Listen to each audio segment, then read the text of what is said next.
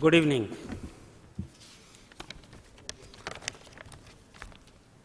Honorable Justice Chala Kodanda Ram, Andhra Pradesh High Court, my distinguished friends on the dais, Danish, Dr. Malati, my friend Hari Govind from Federation of Andhra Pradesh Chamber of Commerce and Industry, and all distinguished friends, I am profoundly happy to acknowledge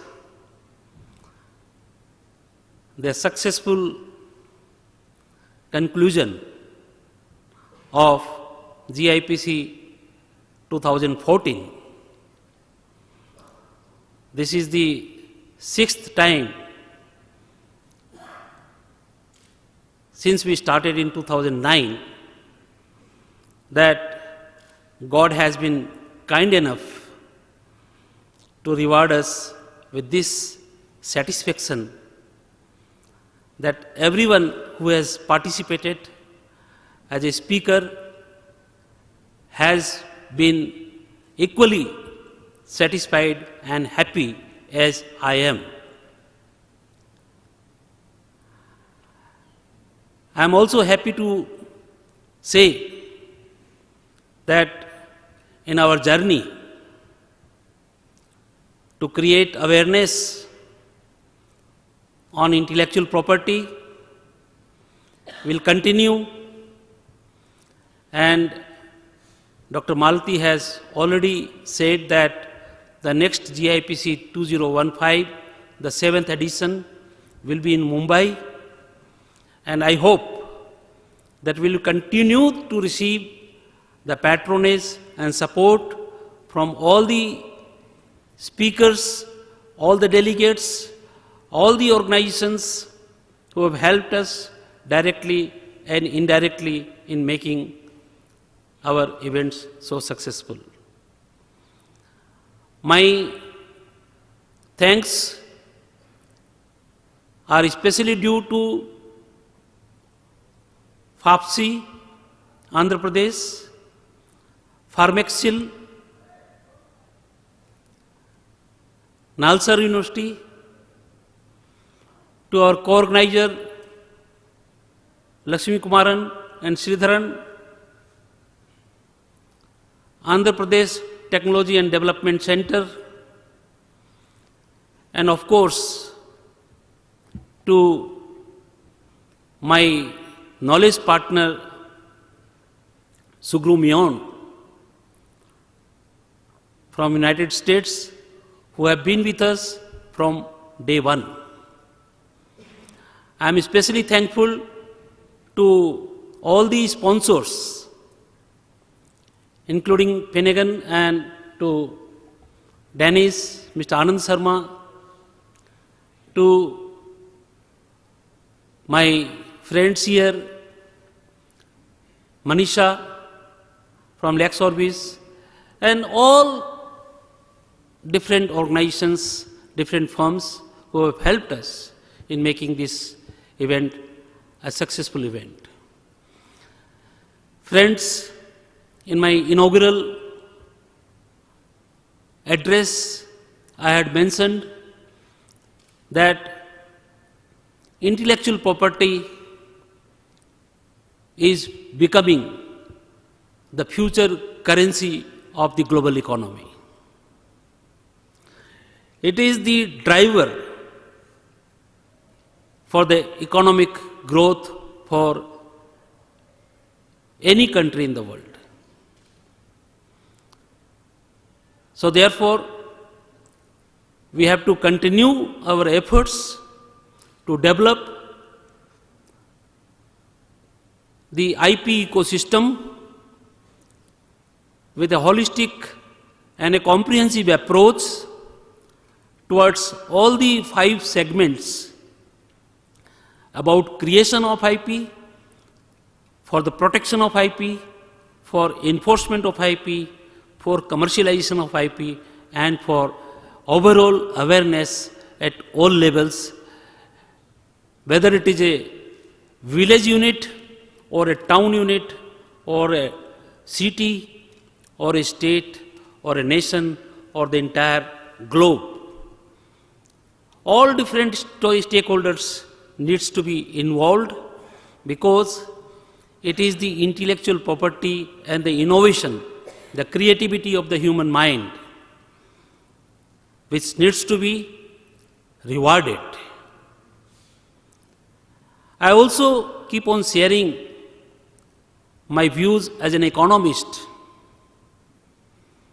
that when we talk about economic development, we also think about the economic resources. And as per the World Bank study, there are three important economic resources: the capital resource, the natural resource, and the human resource. The World Bank in the present knowledge era has given highest weightage to the human resource, which is 64% out of 100.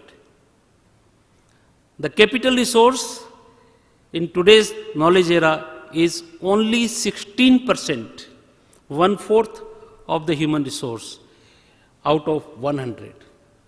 And the natural resource is given the weightage of 20%.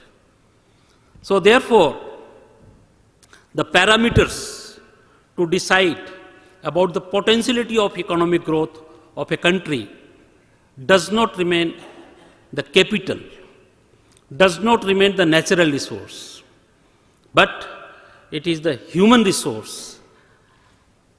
And therefore, I would again emphasize that the human resource, which is in the crude form, needs to be enriched by proper education system, by proper awareness programs at all levels, so that the countries like India, with a very, very rich human resource, can come up and take advantage of the growing knowledge economy.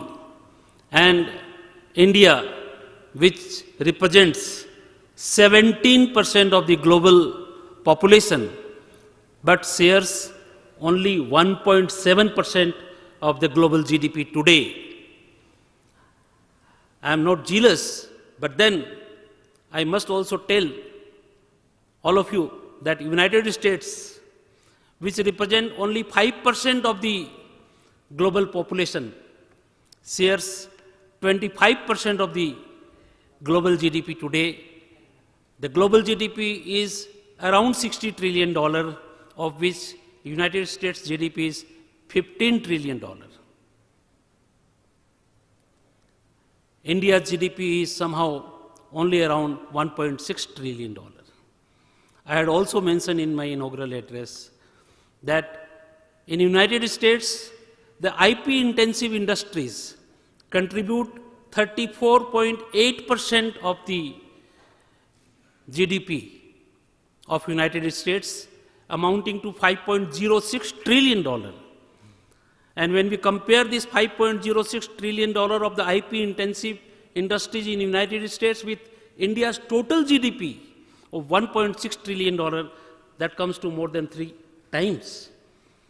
And this $1.6 trillion comes from all the income of 120 crore people, emanating from all the 3 important segments of agriculture, manufacturing, and the services sector. So therefore, I can tell you with full confidence that the days ahead are very, very hopeful for Indian economy to grow, but India has to admit and to take efforts for not only declaring the decade as the decade of innovation, but has to also do proper work. Only declaration will not help. We have to take all due efforts with all due regard to the intellectual property laws with due respect to the inventors and the innovators, not only from India, but from all over the world. Whoever develops intellectual property rights, all have to be given due regard. Because only when you give due respect to others, you can expect due respect to what you are generating. Friends, piracy and counterfeiting has become a challenge for the international trade. The flow of trade and investment is blocked because of piracy and counterfeiting.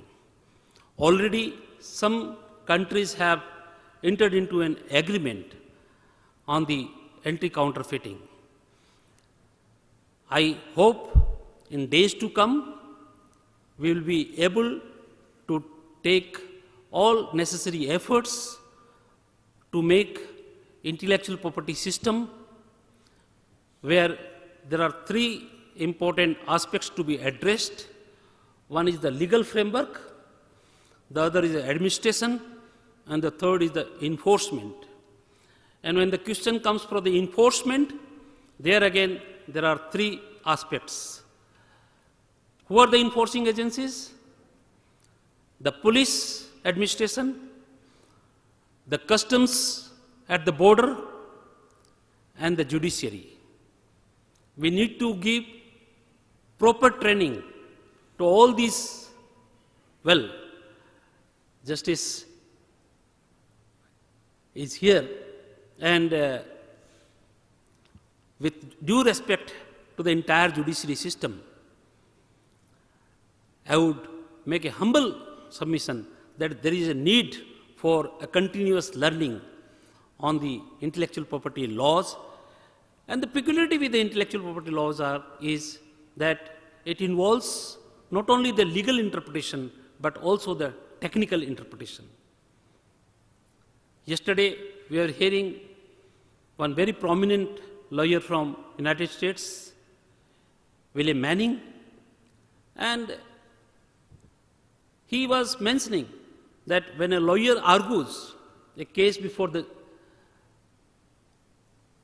court, he should not hesitate in outsourcing the expert advice from the technical team, because he was mentioning that the information before the judges, before they decide, is only by and large at an average of 30%.